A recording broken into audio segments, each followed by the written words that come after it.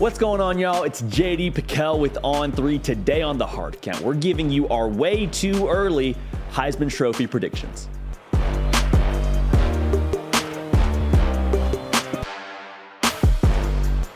Welcome into the Hard Count, the people show for every single thing that you know that you love about college football happens here on a nearly daily basis. Nick Brake doing the heavy lifting. You can help drive the show at my Twitter page at JD Pickell. We do polls, we do snippets, everything where we can involve you into the content we do here. That's a great medium for us to do it, so make sure you follow me there. The Heisman Trophy, the most prestigious award individually in all of college football, goes out once a year. We're going to talk about it. We're going to give you our picks. I got 4 of them. I got 4 picks.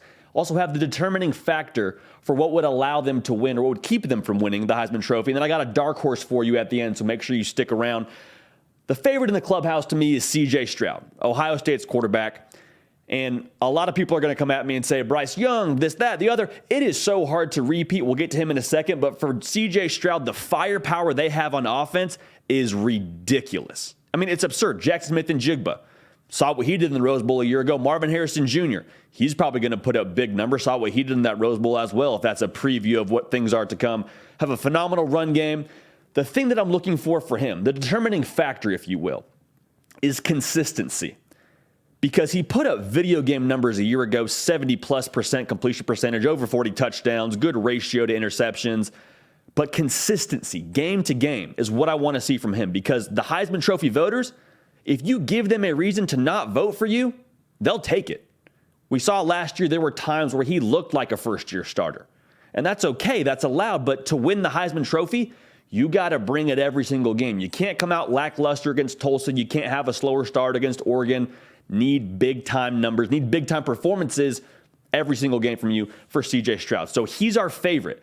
Next, I'm looking at Bryce Young. Alabama's quarterback, like I said, won it a year ago. It's so hard to win it back-to-back, and that might be what keeps him from doing it. But ultimately, he's the best player, for a lot of people's money, on the best team in the country, in Alabama. That's just the end of the story. So many other weapons around him as well. I'm interested to see what is it like for him coming off a Heisman Trophy season. How does he handle that pressure? Because a year ago, you knew who Bryce Young was. You knew he was going to start for Alabama. But right now, he's got a bullseye the size of the Target logo on him right now. That's the reality you're living in if you're Bryce Young. So how does he respond to that? Also, how does he respond to the fact that he lost his 2 speedboats on the outside, in Jamison Williams and John Mechie? I think he'll be okay, but being able to still have the amount of production required to win this award is something I'm watching for him very closely. Another question I have, does Bryce Young split votes with a teammate? Will Anderson coming in number 3 on our list, defensive end for the Crimson Tide. Dude's just a freak show. Like legitimately would be rated R if you went to go see him at the movies because of the things he does to offenses. He absolutely wreaked havoc during the spring game. Nick Saban had to tell him to go chill out and take a seat so they could run their offense properly. Anytime your head coach tells you, hey, we can't have you playing right now because we need to run our offense, that means something. Let's not just brush that off. The thing that I'm worried about for him, obviously with the splitting votes thing with him and Bryce Young, but production. Had a lot of it last year. He's a known commodity this coming year. He's going to be doubled a lot of the season. Does that hurt his numbers? Does that keep him from ultimately winning the award? I think he'll get invited purely off of the fact that voters should feel bad from not inviting him a year ago. But ultimately, production is the name of the game, especially if you're a defensive player trying to win this award. Now, at number 4 on our list, I'm looking at USC's quarterback, Caleb Williams. I'm going to make sure I pause when I say this to make sure this point hits home. He is the most talented, most gifted player in the entire country. I stand by that. Dude has ability in spades. What he can do, throwing the football, running the football. There's not a ton of weaknesses with his game physically. Now, can he take the next step under Lincoln Riley? I think he can. They have tons of weapons on that offense. Jordan Addison hits the portal and comes to USC. Mario Williams, Brennan Rice, Travis Dye. You name it, they got it at the skill position. So they're going to put up points. He should put up ridiculous numbers with this offense at USC. Now, the issue for him, can USC as a program win enough games to get him to New York and ultimately win the Heisman Trophy? because it's no secret you have to be probably in the college football conversation, or college football playoff conversation rather, to be able to compete for this award. And for USC, tons of ability, like I mentioned. Not just Caleb Williams, across this roster on the offensive side of the skill players, tons of ability. Can they put it together in year one under Lincoln Riley? I'm not so sure.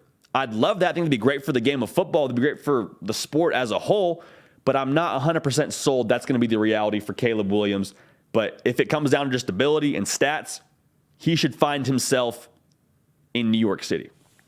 Now, the dark horse for you, it's not a secret. If you lead the preview magazine culture with Heisman Trophy favorite next to your name, kind of hurts you. It's not necessarily something you want to have next to your name in the preseason. So the dark horse for us, the one that kind of creeps up on you, and then in November you're saying, oh yeah, they'll probably take it home. Dillon Gabriel, quarterback for Oklahoma, another transfer from UCF. Two things that he has going for him that I really like. Continuity on offense, has an offensive coordinator that he's familiar with, that he's played under, and then a really friendly quarterback system.